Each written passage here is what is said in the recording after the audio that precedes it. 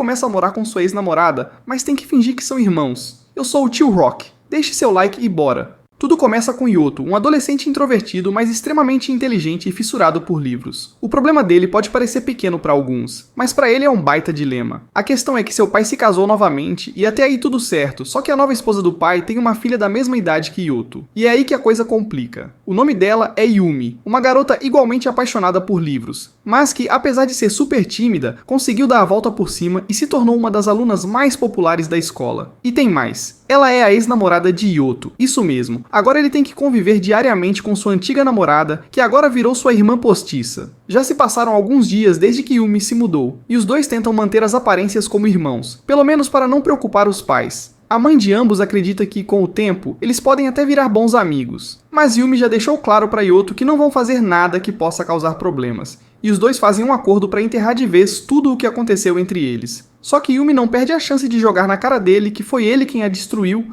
e que, por causa dele, ela mudou completamente. Para piorar, Yumi começa a implicar com Yoto por um motivo bem peculiar. Ela quer que ele a chame de Oni-san, porque acha que deveria ser considerada a irmã mais velha.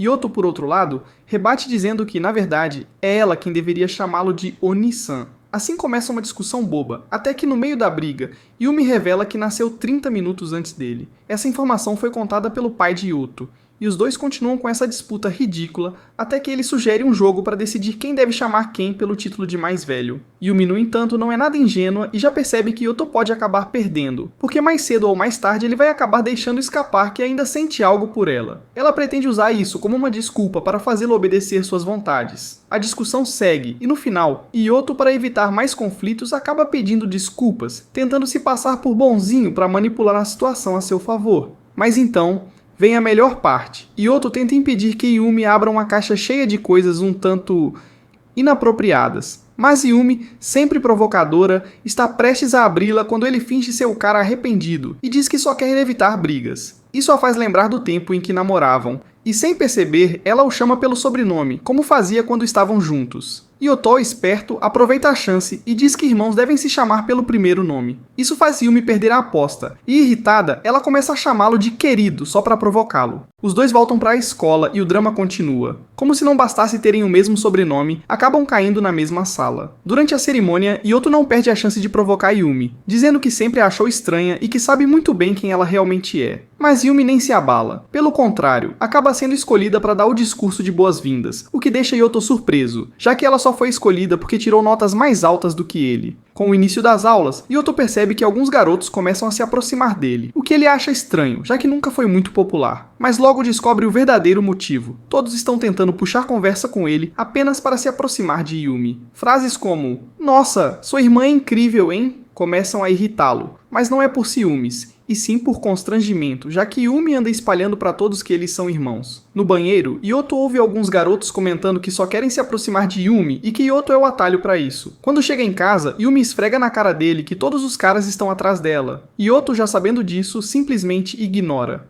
No dia seguinte, na escola, Yumi passa a seguir Yoto para todos os lugares, o que começa a chamar a atenção. Os colegas tentam se aproximar dele, mas Yumi, cheia de ciúmes, não deixa ninguém chegar perto. Isso deixa Yoto desconfortável, mas ele finge que não liga. Depois das aulas, eles voltam para casa, e Yoto decide preparar o jantar, já que Yumi é um desastre na cozinha e não sabe nem fazer um macarrão instantâneo. Ela pede que ele esqueça a brincadeira que fez com ela no café da manhã, mas Yoto, sempre durão, responde sem paciência. Já nem lembro mais disso. O tempo passa, e um cara chamado Kawanami Kagami aparece para falar com Yoto. Ele, já irritado, avisa que não vai deixar ninguém se aproximar da irmã. Mas Kawanami, tranquilo, responde que só quer ser amigo de Yumi e que não tem segundas intenções. Yoto, desconfiado, percebe que talvez o cara seja sincero, e Kawanami faz questão de enfatizar que ele e Yumi agora são apenas amigos. Quando Yoto olha, a Yumi estava escutando tudo, e o clima fica ainda mais tenso. Depois rola a revisão médica, e a Yumi acaba sendo observada pela galera da escola, incluindo uma garota chamada Miminami, que pede desculpas por ser invasiva, mas na real está ali só admirando a confiança da Yumi. Ela comenta que na vida de crítica tudo é mais simples, e que ela só tem poder sobre os outros quando está no julgamento de algo ou alguém. O Yoto, sem paciência, só explica que a Yumi não se intimida com as coisas. Inclusive, no ano passado ele teve que lidar com muita coisa. Esse ano a situação ficou ainda mais interessante porque apareceram as gêmeas, e com isso a Minami começou a ter esperanças de que o talento dela pudesse pegar algo de bom do Yoto. Mas a Minami, nossa, ela é uma loucura nos esportes, e a Yumi, por mais que tenha mudado bastante desde a época da escola primária, não tem nem um pouco de talento atlético. Mesmo assim, ela se esforçou ao máximo e conseguiu uma pontuação de 32, que é mais ou menos o suficiente. A Minami, claro, saiu com 55, então já dá pra ver a diferença. As provas físicas continuaram, e a Yumi, mesmo não indo bem, conseguiu uns resultados decentes, mas o esforço dela foi tanto que ela desmaiou. Por sorte, o Yoto estava lá e conseguiu segurá-la antes que ela caísse, elogiando o esforço dela. A Minami pegou a Yumi nos braços e a levou para a enfermaria. Lá, a Yumi, toda sincera, confessou que é uma péssima jogadora de esportes e que deu 110% de si nas provas, até ultrapassando seus limites. Isso só fez a Minami admirar ainda mais a Yumi, que no conceito dela era uma garota perfeita e difícil de alcançar. Mas agora, depois de ver como ela lutava para se superar, ficou muito mais humana e real. As duas se tornaram super amigas e começaram a se chamar pelos primeiros nomes, se entrosando ainda mais. A Yumi ficou preocupada, claro, com o quanto a Minami estava próxima do Yoto, mas a Minami pediu para ela dar uma acalmada, dizendo que ele é só um amigo e que ela não precisa ficar agoniada. Aí rola uma pequena discussão entre elas, com a Yumi chamando a Minami de castradora e a Minami chamando a Yumi de chata, mas a conversa logo se acalma. E a Minami, com aquele estilo direto dela, falou que no jogo do amor ela só era espectadora e que o Yoto não estava nem aí pra nada. Foi uma risada, uma discussão bem de amigos mesmo. De volta à escola, as aulas terminaram e o Yoto estava indo pra casa com a Minami.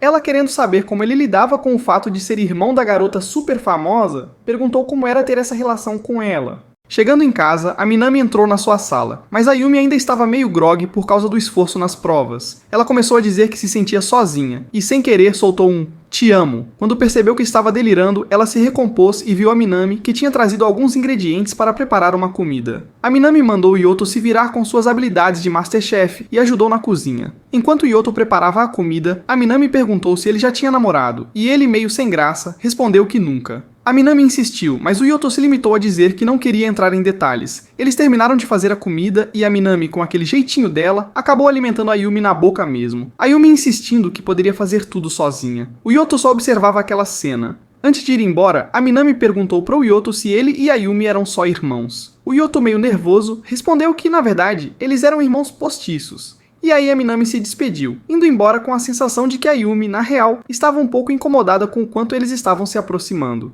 Quando Yoto voltou para a Yumi, ela estava com ciúmes de ver como ele e a Minami estavam se dando bem. O Yoto, já cansado da situação, só respondeu tipo, "Não fala mais nada, você está viajando, isso não tem nada a ver." A Yumi, já meio fraca, pediu para o Yoto não deixá-la sozinha como da última vez, quando ela pediu a mão dele e ele não a segurou. O Yoto, percebendo que ela estava misturando tudo, esticou a mão e ela, toda emocionada, colocou a mão dele por cima da dela. O Yoto, com aquele olhar de quem estava recordando, contou como ele e a Yumi, lá no ensino fundamental e no começo do ensino médio, tinham sido namorados. Eles passavam muito tempo juntos, e quando a Yumi ficava doente, ele sempre segurava a mão dela. Aquele romance clássico de novela adolescente. Só que com o tempo, as brigas bobas começaram a afastá-los e tudo piorou quando eles souberam que os pais iam se casar. A Yumi, bem mais doce, pediu água gelada e tudo que o Yoto pudesse dar, e ele, sempre mais calmo, atendeu a todos os pedidos dela. Ele até tentou medir a temperatura dela, mas percebeu que ela estava fingindo estar doente só para dar ordens. Durante o dia, o Yoto ficou indignado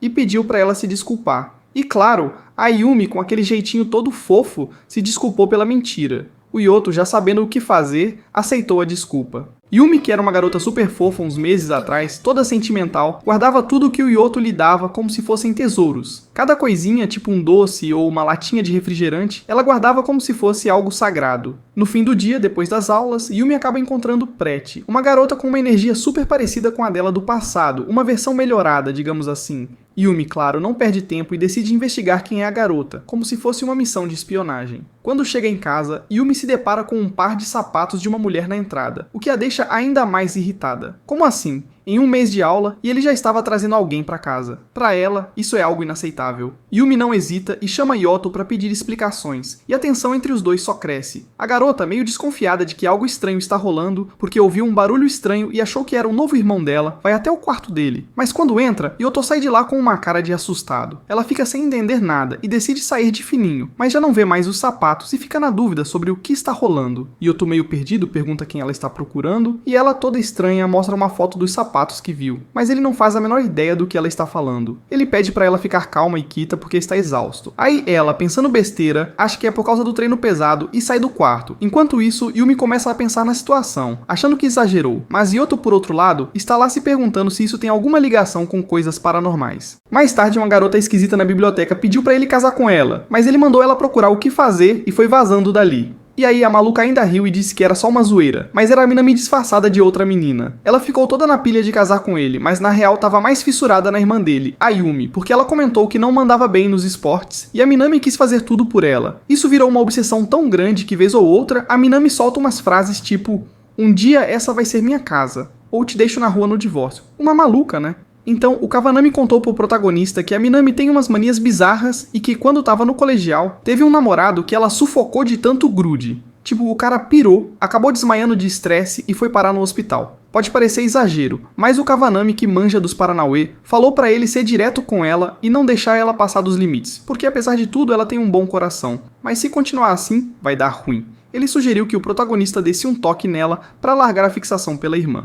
No dia seguinte, a Yumi estava esperando o protagonista na estação. Ela nem sabia direito por que estava lá, já que um rolê entre irmãos não é exatamente comum, mas como era tudo parte da encenação, ela até achava de boa. Aí o Mizuto apareceu todo estiloso, cabelo impecável, e a Yumi ficou nervosa, sem acreditar como o irmão estava ficando tão gato. Eles ficaram na fila e a Yumi só pensava no quanto os dois juntos formavam um combo de fofura épico. Ela não conseguia parar de olhar pra ele e o Mizuto, todo galanteador, comprou os ingressos e ainda pegou na mão dela, fazendo ela quase explodir de vergonha. Pra deixar tudo mais tenso, a Minami e o Kavanami, os dois espiões, estavam espionando de longe. O protagonista já tinha sacado que estava sendo vigiado porque, no fundo, isso tudo fazia parte do plano dele. Deixar a Yumi ainda mais apaixonada e, de quebra, fazer a Minami sofrer vendo isso. Ele só pensava: vamos matar 2 coelhos com uma cajadada só. E claro, lembrava das dicas do Kavanami para arrasar no papel de bad boy, porque é disso que as garotas curtem. Aí ele chegou todo cheio de charme e mandou um: "Você tá mais linda do que nunca". E a Yumi, super tímida, agradeceu como se fosse uma estudante de colegial. Já a Minami, do outro lado, estava com um olhar meio triste, e o show seguia,